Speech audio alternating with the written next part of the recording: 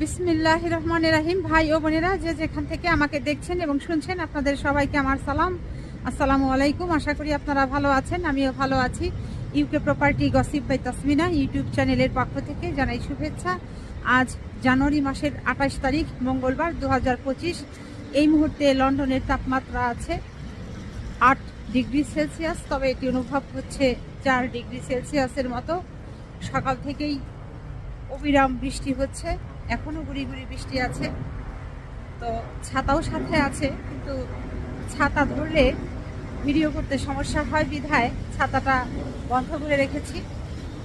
তো যা হোক, আজ যে বিষয়টি নিয়ে কথা বলতে চাচ্ছি সেটা হলো যে ইংল্যান্ডের বার্মিংহামে 14 বছর বয়সের একটি ছেলে অপর 12 বছর বয়সী একটি ছেলেকে ছুরি দিয়ে হত্যা করেছে।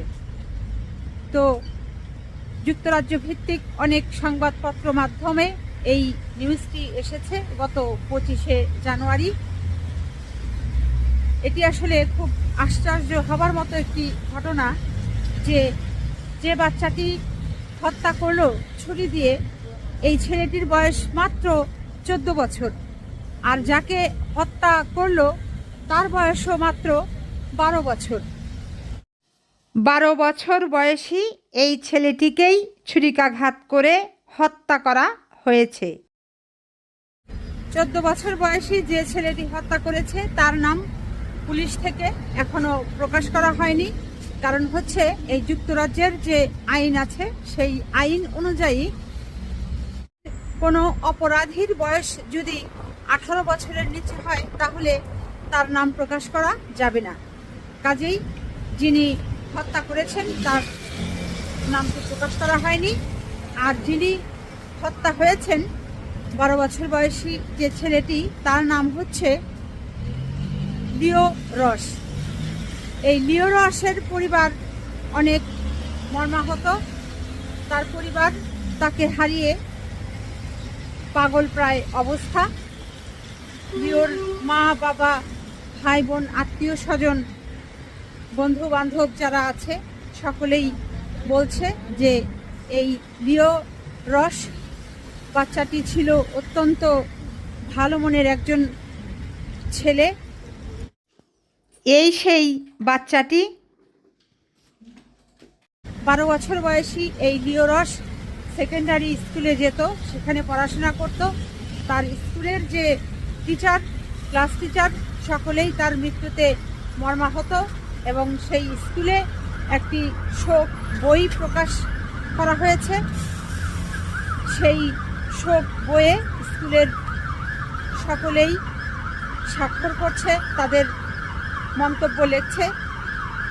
12 বছর বয়সী এই লিও রস যখন আহত হলো ছুরিকাঘাতে 14 বছর এই ছেলেটির দ্বারা, এমনভাবে ছুরিকাঘাত তাকে করা হয়েছিল যে তার পেটের যে পাকস্থলী আছে সেই পাকস্থলীর ভেতরে ধারালো ছুরিটি ঢুকে পড়েছিল, যে কারণে তাকে বাঁচানো সম্ভব হয়নি। গত 25শে জানুয়ারি 2025-এ এই লিও রসকে বার্মিংহামের একটি স্থানীয় হাসপাতালে নিয়ে যাওয়া হয় এবং চিকিৎসাধীনকালে তিনি সন্ধ্যা 7:30 দিকে মারা যায়। এখন কথা হলো যে এই সারা যুক্তরাজ্যে বাংলাদেশি কমিউনিটির অনেক ভাই বোনেরা ছড়িয়ে ছিটিয়ে আছেন, বসবাস করছেন। আপনাদের ছেলে মেয়ে আছে, সন্তানাদি আছে, তারা স্কুলে যাচ্ছে, কলেজে যাচ্ছে, বিশ্ববিদ্যালয়ে যাচ্ছে। তো যারা আসলে ছোট, এই যে হাই স্কুলে মূলত যারা যাচ্ছে, এদেশের নিয়ম অনুসারে কিন্তু অনেক বাচ্চারা একাই যায়, একাই আসে। তো এই হাই স্কুলের বাচ্চাদেরকে নিয়ে আমি মনে করি রিস্কটা একটু বেশি থেকে যায়। কারণ হলো প্রাইমারি স্কুলে যখন বাচ্চারা পড়ে তখন কিন্তু অভিভাবকরা সাথে থাকে, সকালে নিয়ে যায়, আবার বিকেলে তাকে স্কুল শেষ হলে অভিভাবকরা স্কুল থেকে সাথে করে বাসায় নিয়ে আসে। এবং ইউনিভার্সিটিতে যাওয়ার পরও দেখা যায় যে বাচ্চাগুলো বেশ বড় হয়ে যায়, 18-র উপরে বয়স হয়ে যায়, তখনও বাবা মাদের এই বাচ্চাগুলো নিয়ে তেমন একটা ভাবনা থাকে না, চিন্তা থাকে না। কিন্তু এই যে মাঝের যে সময়টা, অর্থাৎ সেকেন্ডারি স্কুলের যে পিরিয়ডটা, এই পিরিয়ডে দেখা যায় যে বাচ্চাগুলো স্কুলে একা যায়, একা আসে। আর ওই সময়ে কার সাথে মেলামেশা করে, কার সাথে কথাবার্তা করে, কার সাথে কথাবার্তা বলে, বন্ধুত্ব গড়ে ওঠে, কোথায় যায় না যায়, কি করে না করে, এটিতে অনেক সতর্ক দৃষ্টি রাখতে হয়। আর যারা একটু রাখতে পারেন না, দেখা যায় যে সেই জায়গাতেই দুর্ঘটনা ঘটে যায়, বিপদ ঘটে যায়। তো বাংলাদেশি কমিউনিটির ভাই বোনেরা যারা আছেন, তারা অবশ্যই সকলেই সেকেন্ডারি স্কুলে যাদের বাচ্চারা বিশেষ করে যাচ্ছে, সবাই একটু বাচ্চাদের প্রতি যত্নবান হবেন, খেয়াল রাখবেন যাতে কোনো ধরনের অনাকাঙ্ক্ষিত ঘটনা যেন না ঘটে। তো আজ এখানেই শেষ করব। সবাই ভালো থাকবেন, সুস্থ থাকবেন এবং আমার জন্য দোয়া করবেন। আমার এই চ্যানেলটিতে লাইক, কমেন্ট, শেয়ার এবং সাবস্ক্রাইব করবেন। আসসালামু আলাইকুম, আল্লাহ হাফেজ।